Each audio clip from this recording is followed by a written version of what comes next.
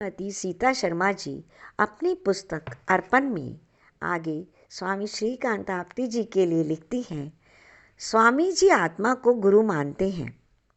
निस्संदेह आत्मा ही गुरु है, परंतु जब मन उस स्वामी की ध्वनि संकेत अहंकार के कारण नहीं समझ पाता तो हमारी सर्वव्यापक आत्मा ही गुरु के आकार में आकर थोड़ा स्थूल संकेत देती है।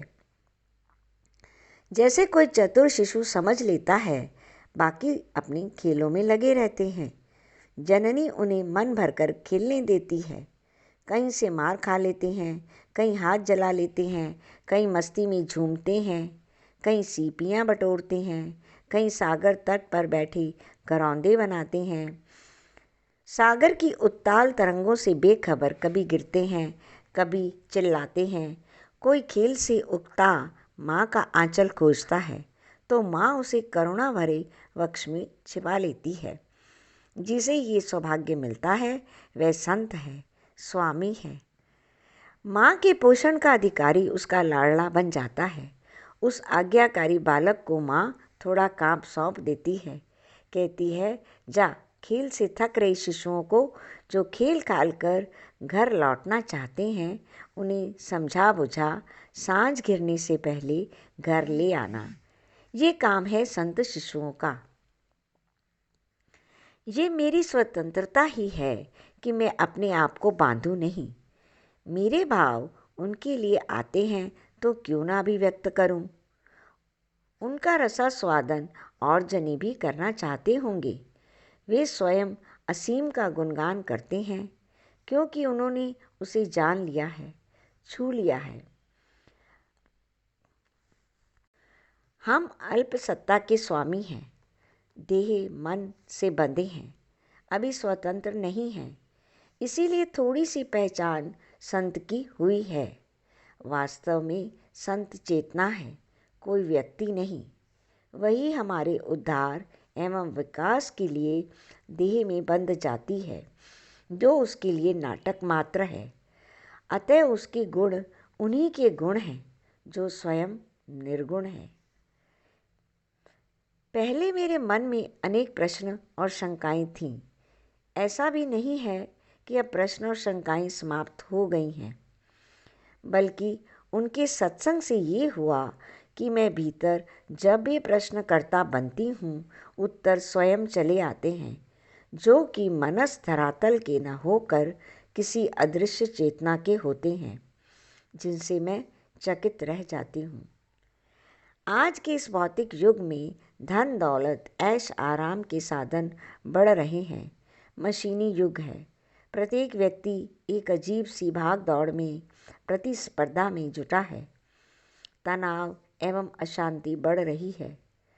स्थान स्थान पर माया अपना जाल फैला रही है। कामनाएं पूर्ण करने वाले बाबे और देवियाँ माताएं बैठी हैं। कहीं चमत्कार हो रहे हैं तो कहीं धन इकट्ठा हो रहा है। शोर शराबे विज्ञापन बाजे गाजे जगराते ढोल धमाके धर्म के नाम पर चल रहे हैं। बेईमानी का बोलबाला है। धर्म से लोगों की, विशेषकर समझदारों की आस्था हट रही है, क्योंकि तथाकथित धार्मिक लोग साधारण जन से भी अधिक झूठ और भ्रम का शिकार हैं। भ्रष्टाचार, परिग्रह, घटिया राजनीति, तंगदिली, स्वार्थ, राग द्वेष आदि मोहजन्य अनेक बुराइयों से घिरा मनुष्य किंग कर्तव्य विमूढ़ हो रहा है। उसके बारे में स्वामी जी कहते हैं कि संसार आज ऐसा नहीं है, सदा से ऐसा ही था, ऐसा ही रहेगा।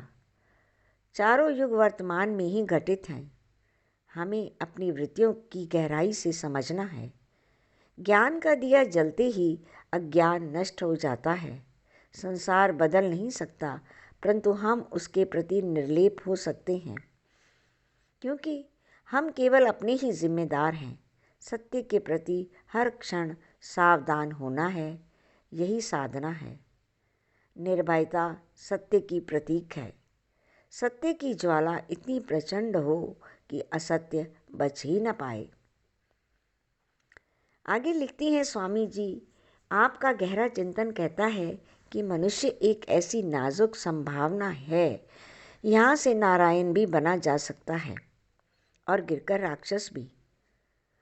सब देवी देवता स्थितियाँ हैं, भगवान और भगवतियाँ हैं। ये इच्छा पूर्ति मात्र कर सकते हैं, मगर सर्वोत्तम के दास दासियाँ हैं। वे भी शक्ति के लिए उनके चरणों में पड़े हैं। वह माया का रचयिता होकर भी निर्लेप आनंद स्वरूप सत्य चित आनंद रस एवं परम सत्य है और उसे मन बुद्धि ज्ञान विज्ञान से नहीं पाया जा सकता। उन्हीं के जैसा सूक्ष्म शक्तिशाली हो तन के भीतरी रास्ते से ध्यान मानस मंथन योग द्वारा ही जब हम अपने चेतन शाश्वत अमर रूप के ज्ञाता बन जाते हैं या ऐसा बन जाने की तीव्र अभिप्सा करते हैं, संघर्ष पीड़ा विरह भोग लेते हैं या माया परीक्षक बन हमारी पूरी परीक्षा लेती है, तो वे कृपा करके अपने चरणों की धूलि देते हैं। स्वामी आपटे जी निडर निर्भय और निष्पक्ष हो जड़ भाव की मान्यताएं अंधश्रद्धा जप दान और त्याग का खंडन करते नहीं हिचकते। राजनीतिक नेताओं की स्वार्थपरता वाली घटिया राजनीति पर झट से सत्य का कटाक्ष कर देते हैं। वे कहते हैं कि जन चेतना ही क्रांति ला सकती है। हम ही चुनते हैं, हम ही दोषारोपण करते हैं। ऐसा ही चलता रहेगा जब तक जन चेतना नहीं जागती। हमारी माताएं चाहती ही नहीं कि गांधी जवाहर या संत पैदा हो, इसीलिए आज धरती बांझ है। जब सच्ची पुकार उठती है तभी साधु संत जन्म लेते हैं। स्त्री शक्ति का उसकी देह का अपमान हो रहा है, वह प्रदर्शन की वस्तु बन गई है। वह जाग जाए तो देश का कल्याण होगा। जो पिंडे सो ब्रह्मांडे की व्याख्या में वे कहते हैं कि जैसे हम स्वयं होंगे संसार वैसा ही होगा। इसीलिए पिंड का या स्वयं को विकास करना होगा, तभी विश्व शांति होगी, जो कि होगी नहीं, क्योंकि स्वयं को कोई विरला ही सुधारेगा। ज्ञान और बात है, ज्ञान में प्रवेश करना और बात है। प्रवेश करके ही ज्ञान हमारा अपना होगा, वरना दूसरों से लिया उधार होगा, जो किसी भी समय चुक जाएगा। स्वामी जी के साथ सत्संग, व्यक्तिगत सत्संग के बाद जो अमूल्य बात उनके मुखारविंद से निकलती है, वह है सर्वान धर्मान परित्यज्य मामेकम शरणम व्रज। मानो अर्जुन के लिए प्रभु स्वयं अमर वाक्य दोहरा रहे हों। मेरे शब्द अधूरे रह जाएंगे यदि मैं उनके चमत्कारों का उल्लेख ना करूं। मैं उनके 3 चमत्कारों से प्रभावित हूँ, विशेष रूप से जबकि उनके शब्द चमत्कार ही हैं।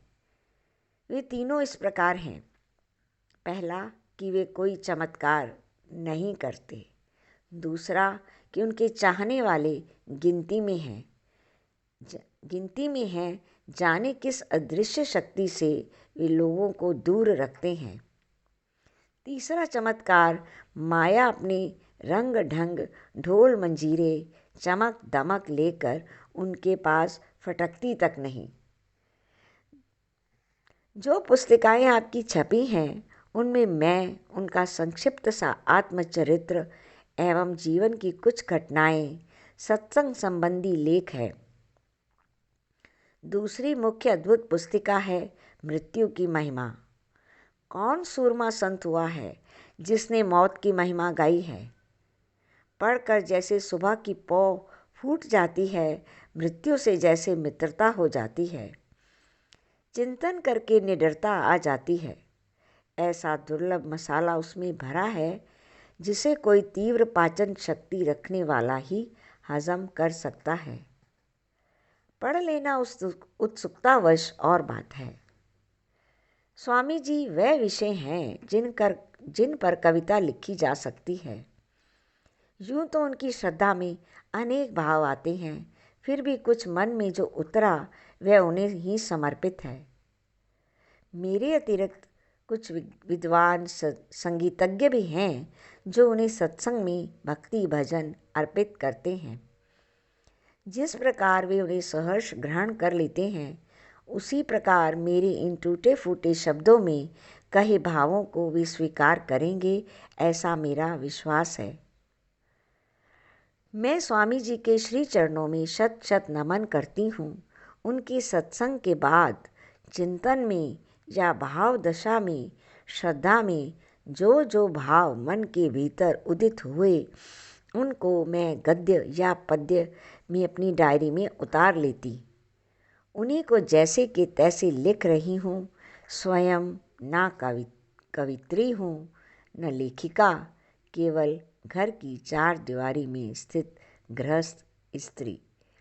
श्रीमती सीता शर्मा जी। धन्यवाद आपका बहुत बहुत।